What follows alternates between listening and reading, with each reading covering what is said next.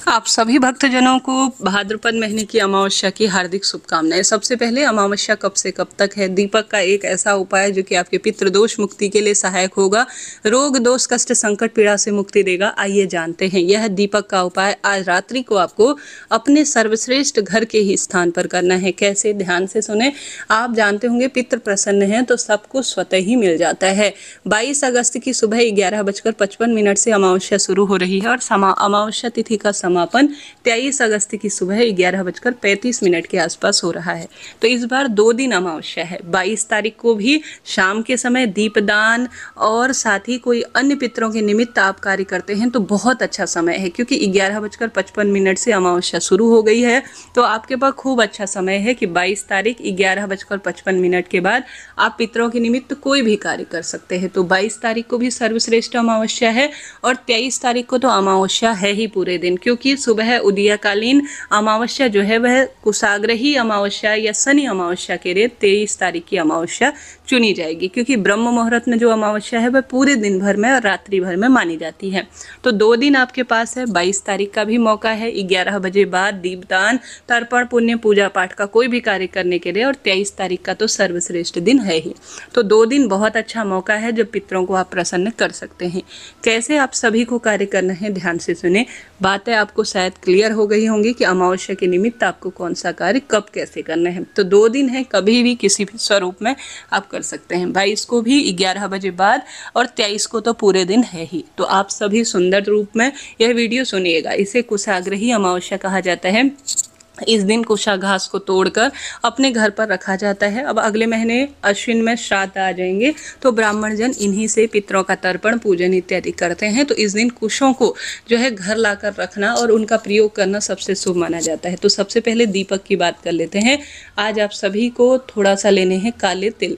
काले तिल नहीं है तो चावल ले सकते हैं। काले तिल को सबसे पहले अपने पूरे घर में घुमा लीजिए। अशुद्ध स्थान नहीं, बस शुद्ध स्थान का आपको चुनाव करना है। सोमक पितृ की जय कहते हुए और स्वधा माता की जय कहते हुए, यह पितरों के देवी और देवता हैं। तो स्वधा माता जी की जय, सोमक पितृ की जय कहते हुए पूरा काला तिल, 1 चुटकी काला तिल पूरे घर में घुमा लेना है, रसोई में, हर जगह, ताकि घर से जो नकारात्मक ऊर्जा है, पितृदोष है, पितृ अधोगति में है या आप परेशान हैं किसी न किसी स्वरूप में, उन सब समस्याओं का निदान हो जाए, ऐसी प्रार्थना करते हुए 1 चुटकी काला तिल पूरे घर में आज अमावस्या तिथि का भाव करते हुए रात्रि को, क्योंकि रात्रि भर में अमावस्या तिथि व्याप्त है, तो यह कार्य जो आपने 1 चुटकी काला तिल लिया है घुमाना है आपको।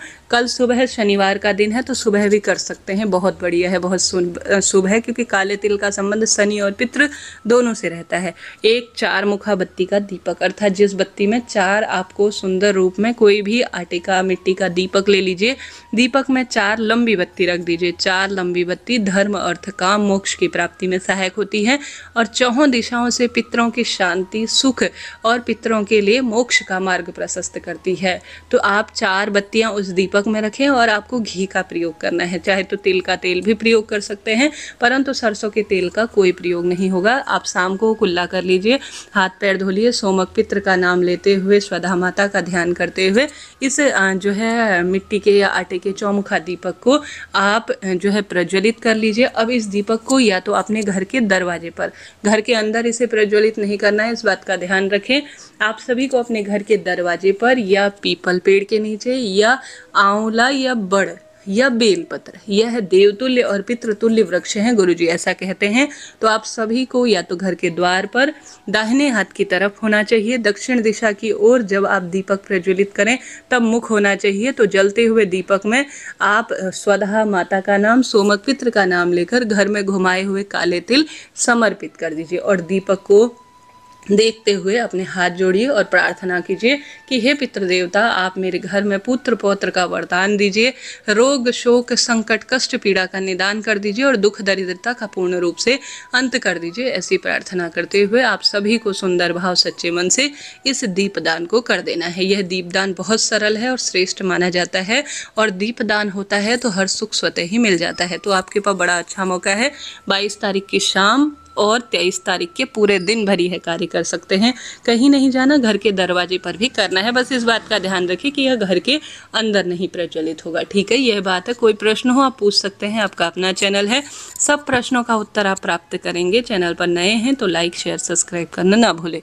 बढ़ते हैं दूसरे उपाय की तरफ। आप जानते होंगे आज की तिथि सबसे श्रेष्ठ और सबसे उत्तम है। आज रात्रि को आप कोशिश करें कि अपने घर की रसोई में आप 1 लोटा जल भरकर रखें। जो जल तत्व होता है वह सभी अग्नि तत्व और वायु तत्व को जो है बैलेंस करने का कार्य करता है। तो आप सभी यहाँ पर भी सोमक पितर का नाम लीजिएगा और आप सभी एक जो है साथ ही लंबी बत्ती का दीपक घर की रसोई में रात्रि को दक्षिण दिशा की ओर मुख करते हुए प्रज्वलित कर दीजिए। जो आपने जल का लोटा रखा है उसके ऊपर एक प्लेट रखिएगा, प्लेट के ऊपर एक चावल का दाना रखकर छोड़ दीजिए। साथ ही जो लंबी बत्ती का दीपक आपने लगाया है उसके अंदर भी एक चावल का दाना आप छोड़ दीजिए। पूरी रात्रि यह दीपक जो है जितना संभव हो उतना जले, नहीं तो जितनी देर भी है, कोई ऐसा नहीं है कि पूरी रात जलता रहे। अब सुबह इस दीपक को आप ठंडा होकर कचरे के डब्बे में फेंक दीजिए, कोई इसका प्रयोग दोबारा न करें। इसके बाद आप सभी जो है जो आपने विशेष तौर पर, अभी मैं बताना भूल रही हूँ कि यहाँ पर आपको थोड़ा सा काले तिल भी अपनी रसोई में दीपक लगाने के साथ उसके पास में ही कटोरी में भिगा कर छोड़ देने हैं। ठीक है, दीपक ठंडा हो गया, प्रयोग हो गया दीपक का। अब काले तिल और जो जल का लोटा है और उसके ऊपर रखा चावल का दाना आपको अपने पूरे घर में घुमाना है और इस दीपक को जो जल का लोटा है उसके ऊपर जो चावल का दाना है, चावल का दाना तो मेरे पितृ भूखे हैं, अधोगति में हैं तो वह तृप्त हो, ऐसी प्रार्थना करते हुए शिवलिंग पर चढ़ा देना है। काला तिल और जल का लोटा किसी आंवला, बड़, पीपल, बेलपत्र इन वृक्षों की जड़ में आपको छोड़ देना है।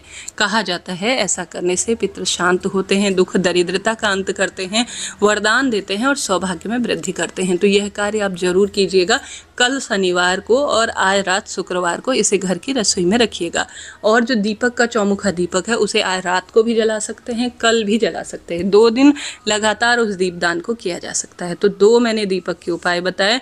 बात कर लेते हैं तीसरे कार्य की। जैसा कि अन्नदान की महत्वता बहुत अधिक है। आज पितरों के निमित्त एक समय का भोजन आज शाम के समय ब्राह्मण देवता के घर भिजवा दीजिए। चींटी चिड़िया के लिए थोड़ा आटा की व्यवस्था, गेहूं की व्यवस्था कीजिए। स्वान को आप अपनी इच्छा शक्ति सामर्थ्य अनुसार खीर, पूड़ी, रोटी इत्यादि खिला दीजिए।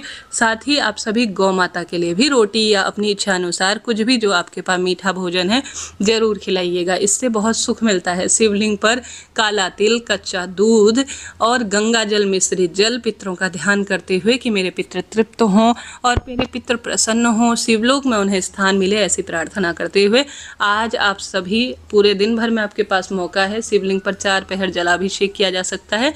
कल शनिवार का तो पूरा दिन है ही, तो आप इन चीज़ों को ले जाकर आप शिवलिंग पर जौ भी जल के लोटे में चढ़ा सकते हैं, राहु से संबंध रखते हैं। कुशा घास भी आप जो है जल के लोटे में डाल सकते हैं और स्वधा स्वधा स्वधा 3 बार बोलकर आप सभी अपने पितृदोष की मुक्ति के लिए और पितृ प्रसन्न हो इसके लिए आप जल जरूर चढ़ाएं। पीपल वृक्ष की पूजा करना, उसके जड़ में दीप दान करना, पीपल वृक्ष को बहुत सुंदर तरीके से सिंचन करना भाग्य बदल देता है अमावस्या के दिन। तो अन्नदान करें, जल दान करें, गोदान करें, अपनी इच्छा अनुसार दीप दान करें, पितृ प्रसन्न होंगे तो सब सुख स्वतः मिल जाएगा। इन उपायों को आप प्राथमिकता नहीं देते, आपसे ऐसा कुछ भी नहीं हो पाता है तो कोई दिक्कत नहीं। मात्र लंबी बत्ती का दीपक पितरों के निमित्त अपने घर पर या तो रसोई में या द्वार पर आज शाम को जरूर लगाइएगा। इससे लाभ तो होना ही है। राधे राधे।